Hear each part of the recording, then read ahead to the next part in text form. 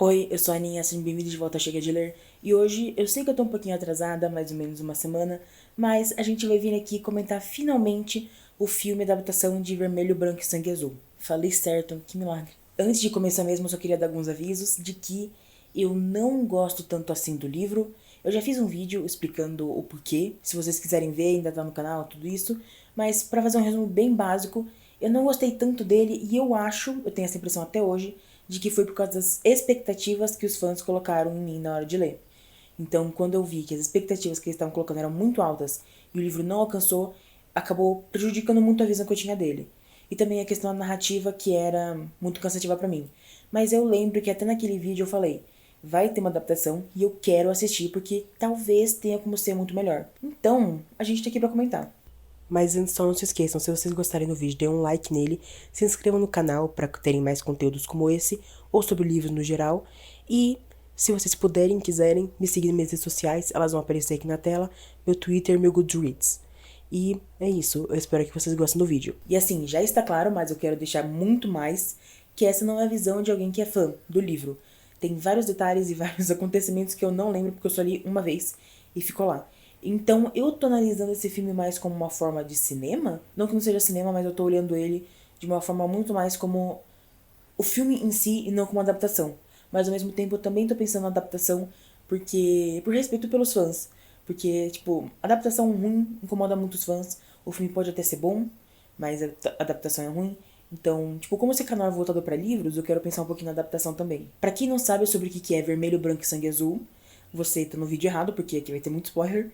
Mas caso você não saiba e queira ver o vídeo da mesma forma, ele conta a história do Alex e do Henry, que um é filho da presidenta dos Estados Unidos, o outro é o segundo herdeiro do trono da Inglaterra, e eles meio que se odeiam, só que acontecem algumas coisas em que eles têm que começar a fazer meio que uma PR, sabe? Fingir que eles são amigos para poder evitar um escândalo internacional, mas aí como eles começam a se aproximar, acaba sendo um romance daí. O filme ele foi dirigido por Matthew Lopes, que também fez o roteiro, além de Casey McKinston, que é quem escreveu o livro, e de um outro cara que chama Ted Mallower. O Matt, que é o diretor e um dos roteiristas, também é dramaturgo, e esse é o primeiro trabalho dele como direção. Eu descobri isso por causa da Isabella Boscov. Então tem umas cenas que ficam muito bonitas, porque você vê que ele montou a cena para acontecer como se fosse numa peça de teatro. Tipo naquele momento da festa de fim de ano, que o Henry e o Alex estão lá na festa, e todo mundo se abaixa e fica só os dois, que é para demonstrar de uma forma física, tecnicamente, de que eles só conseguiam se ver ali.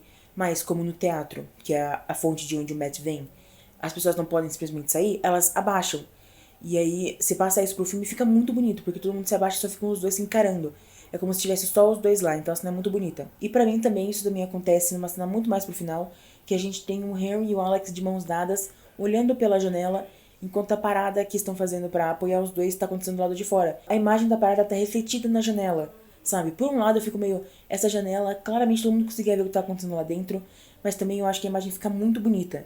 Então, temos isso. Um problema é que a montagem não acaba acompanhando essa direção bonita, porque em alguns momentos a gente vê que ela fica muito tempo parada em um take só, ao ponto de que pode ser até desconfortável, pra mim foi pelo menos, e em outros ele coloca quase que fosse um jump scare, um segundo de uma outra cena no meio de uma conversa. E aí você me pergunta, qual que é o problema disso, de aparecer só um segundo que é um ângulo, outro ângulo da cena?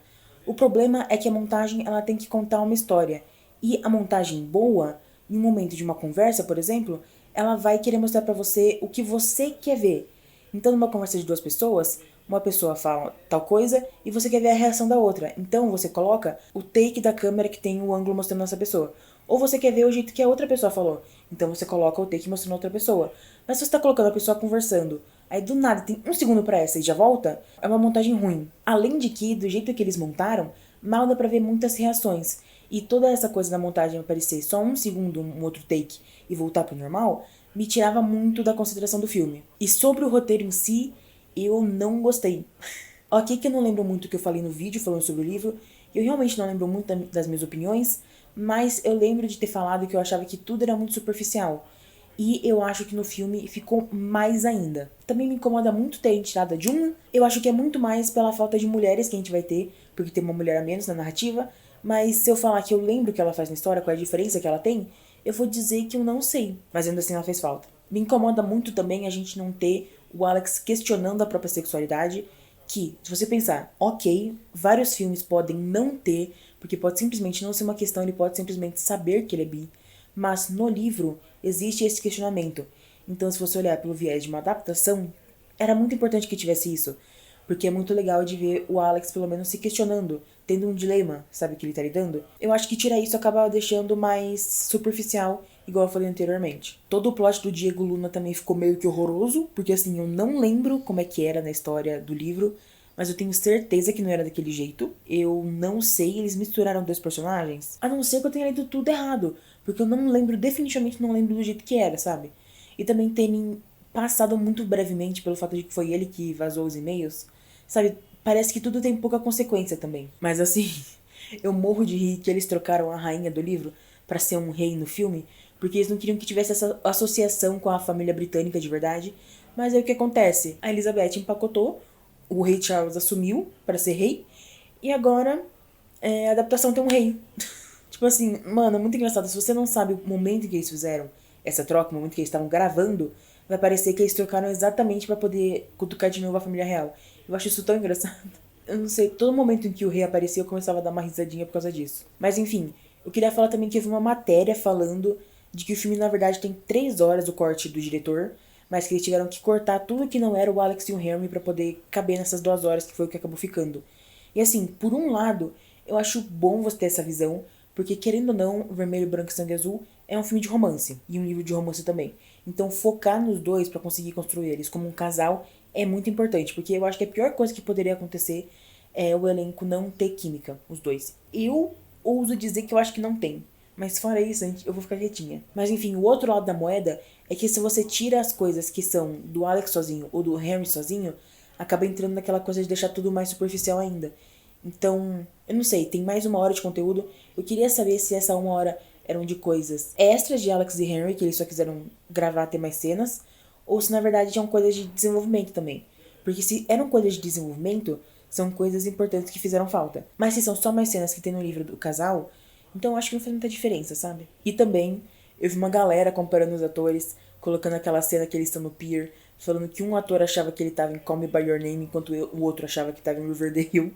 E assim, apesar de eu achar essa frase muito engraçada, eu tenho que falar que tá completamente errada, eu discordo completamente.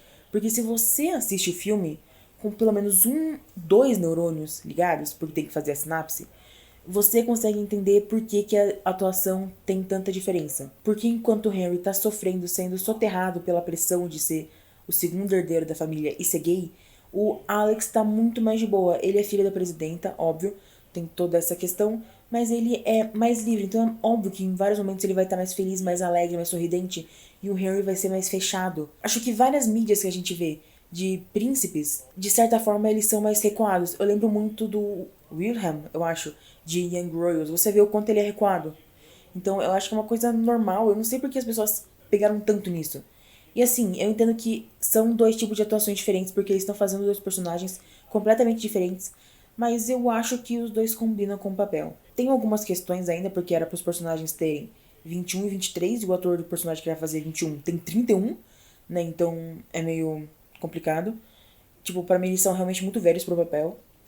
Mas a idade deles realmente não faz diferença pra história. Eles podiam ter 30, sabe? Então, né? Mas é só uma coisa que eu queria reclamar, porque desde o começo eu acho muito estranho quererem fazer eles passarem por 21 e 23. Enfim, é isso. Meu Deus, que vídeo curto. Eu não tinha realmente muita coisa pra falar. Eu assisti, foi legal. Eu vi no Cinebel com a Bel Rodrigues.